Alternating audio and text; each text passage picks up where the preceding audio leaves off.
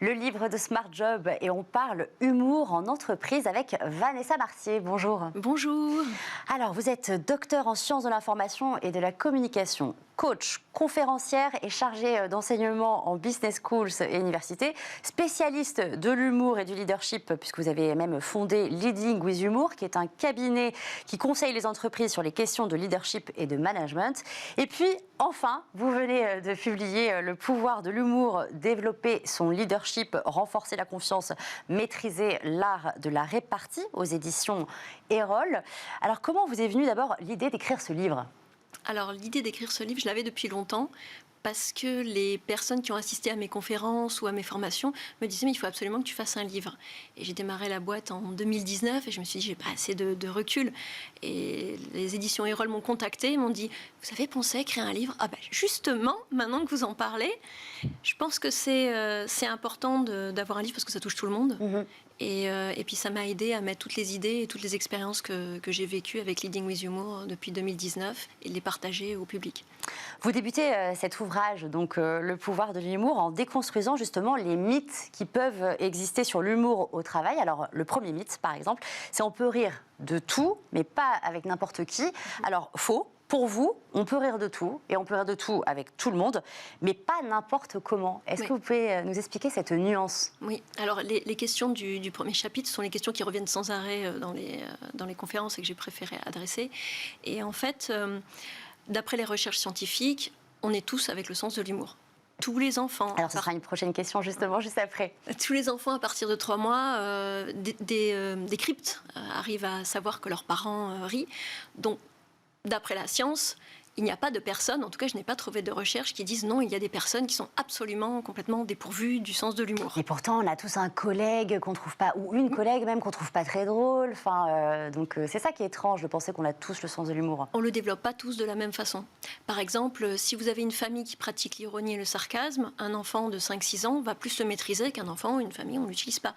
C'est comme tout. Si vous avez l'environnement qui est adéquat pour pouvoir le développer, vous allez devenir à l'aise, vous allez le développer. Si dans votre famille, dans vos amis, dans votre environnement professionnel, c'est pas encouragé, vous n'allez pas le développer et votre muscle de l'humour va s'atrophier.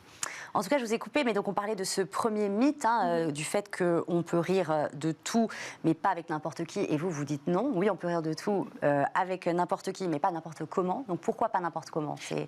Parce qu'il faut une certaine stratégie quand on veut l'utiliser, surtout dans le monde du travail. On a tendance à jamais réfléchir à son sens de l'humour et à se dire « moi je l'ai » ou « toi tu l'as pas » et puis c'est comme ça n'évolue pas, ça fait partie de ma personnalité. Or, comme tout, ça peut s'apprendre, ça peut se développer. Et ça s'apprend comment ? Ça s'apprend comment ? Ça s'apprend en s'entraînant d'abord et surtout il faut acquérir de la confiance. Donc je dis souvent qu'il faut s'entraîner avec des personnes où on se sent en sécurité psychologique. Oui, c'est plus facile. Voilà, on se sent à l'aise, qui vont nous faire des critiques constructives et on va petit à petit prendre de la confiance. Après, on va pouvoir aller sortir, aller au supermarché avec des inconnus dans des situations qui sont à enjeu mineur. Et après, on a cette confiance. Plus on a validé ces blagues, entre guillemets, avec son cercle de confiance, et ça donne un peu plus de courage pour pouvoir le faire dans l'entreprise. Mais encore une fois, il faut apprendre à connaître son sens de l'humour, savoir décrypter celui de l'autre, et apprendre tous les petits trucs qui peuvent permettre d'utiliser l'humour sans obligatoirement utiliser des blagues. Je pense qu'on réduit l'humour. C'est ça, donc l'idée, c'est pas de rentrer dans la pitrerie. Non, du tout. On ne devient pas le clown de l'entreprise. D'ailleurs, c'est un des mythes. Non, c'est pas pour devenir un clown. Ce que je fais, c'est pas pour transformer les leaders, les managers en comédiens.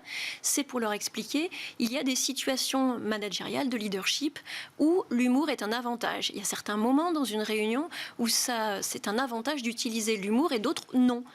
Et donc, je leur explique comment on peut utiliser l'humour sans que ça soit nécessairement une blague, et sans que ça soit nécessairement que ce soit une blague qu'on doit créer, et à quel moment ça va aider leur leadership, aider leur charisme, aider à mieux transmettre leur message. Justement, l'humour, on peut peut-être pas l'utiliser dans tous les moments de l'entreprise. Elle a quand même une limite. Enfin, il y a une limite à l'humour.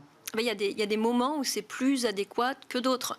Dans les réunions, dans certaines réunions, par exemple, si on fait une réunion où on veut que les membres de la réunion, les participants, puissent être plus créatifs, on va utiliser plus d'humour parce que ça va un peu décoincer la partie créative du cerveau et les personnes vont pouvoir produire beaucoup plus d'idées créatives. Jusqu'à, je crois, 27 ou 37% plus que d'habitude, si on utilise l'humour en début de réunion, par exemple. Donc il y a vraiment des moments clés, et normalement, ça se fait assez spontanément, en bien ou en mal.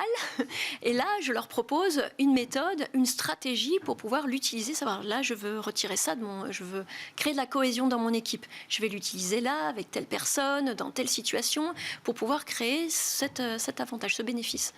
Dans votre ouvrage, vous dissociez également différents types d'humour. Est-ce que tous les types d'humour ont leur place en entreprise? Par exemple, on pense à l'humour qui est plutôt agressif. Est-ce que ça a sa place? Alors, pas vraiment. Et souvent, les problèmes en entreprise sont dus à cet humour agressif, justement. Qu'on comprend peut-être pas tous aussi. Qu'on comprend pas tous, parce que c'est un humour qu'il vaut mieux utiliser quand on est avec des personnes qu'on connaît très bien et qui savent que c'est une blague et que vous êtes... c'est votre sens de l'humour. Sinon, si la personne ne vous connaît pas, et le problème est qu'en entreprise, souvent, on ne connaît pas très bien ses collègues, c'est quand même pas votre famille, vos amis, vous passez pas tout votre temps avec.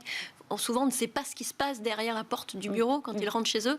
Et donc, on ne sait pas si on va les heurter ou pas, si on va les blesser. Donc, en étant agressif, on prend le risque de blesser la personne. Et d'où des quiproquos, des cas de harcèlement, etc. etc. Je pense sincèrement que la plupart des gens sont bienveillants, mais parfois, effectivement, comme on ne réfléchit pas nécessairement à son sens de l'humour, on peut être maladroit et ça peut engendrer des situations difficiles. Donc, il vaut mieux y faire très très attention dans le cadre de l'entreprise. Ça passe très vite. Une dernière question. Est-ce que l'humour a sa place dans tous les secteurs, dans toutes les industries? Je pense que l'humour a sa place n'importe où, dans tous les secteurs. Qui n'a pas besoin de rire? Qui n'a pas besoin d'être détendu? Il y a du stress et du besoin de cohésion à tous les niveaux de l'entreprise et dans tous les secteurs. Merci beaucoup Vanessa Marcier, merci d'avoir été avec nous. Donc je rappelle que vous êtes l'auteur de Pouvoir de l'humour, développer son leadership, renforcer la confiance, maîtriser l'art de la répartie aux éditions Erol. C'est un super ouvrage. Le cercle des experts, c'est la suite du programme dans Smart Job. Comment lutter contre les discriminations au travail? On en parle notamment donc dans le cercle des experts, mais juste avant, on marque une courte pause. À tout de suite.